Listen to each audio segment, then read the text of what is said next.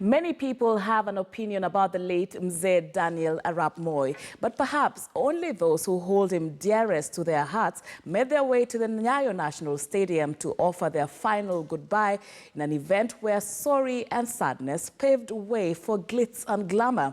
And as KTN's Timothy Otieno now reports, the splendor witnessed at today's interdenominational prayer service was equivalent to the one Mzee Moi exuded during his 24-year reign as the nation's head of state.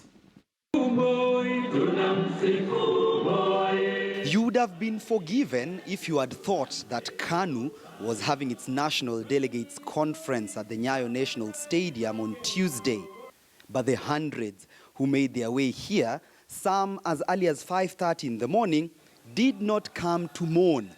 They were here to celebrate the life of a man who was instrumental in their upbringing.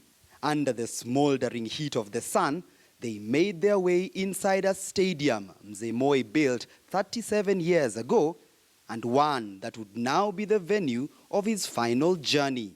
Formed all the decisions. He blended in well, remaining patent in the midst of this crowd, yet conspicuous enough to draw attention to himself. Hawa wote ukiona hapa ni watu ya KANU, abia watigize kitole uone. Hebu tigiza kitole ya KANU. As many silently read the late Moi's eulogy, Noah Kihara, a political satirist, was living his childhood dream, imitating the late president right down to the gap between his teeth. Wakati nilikuwa nasoma katika shule ya upili, Moi mimi ndiye nilikuwa prefect wa kuweka maziwa ya Nyayo. And Noah was not alone. Many Moi satirists were all over town, honoring their hero the best way they knew how. But for those whose comedic bones were not so vibrant, fashion was their statement of intent.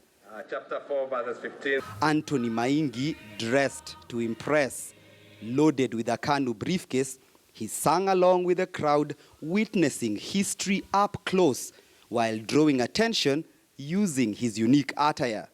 Niko na tatu. Wakati kuna sherehe ingine na vaa ingine, wakati kuna sherehe zingine hivyo nabadilishana hivyo.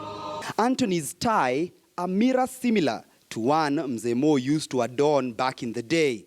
And he was not the only one. From as early as 6:30 in the morning, Kenyans had already begun flocking here at the Nyayo National Stadium to issue their final respects to the longest-serving head of state in this republic. And from the sea of humanity, it wasn't hard to notice those who decided to pay their last respects with a little bit of flair.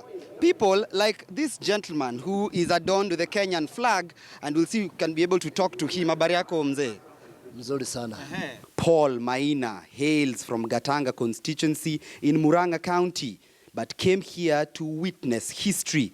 He patiently sat and listened to speeches, having arrived at the stadium at 6 a.m. Mimi saa ingine sitakangi kuambiwa, nataka kujionea. Ndivyo nilikuja hapa ili nijionee na tuwe na ibada ya kupumzisha huyu ukaa Moi. Accompanied by a replica of an old Nyayo era goodie, Paul joined men, women, the young and the old, who had come out in numbers to give their final goodbye to the professor of politics in the only way they knew best. Timothy Otieno, KTN News.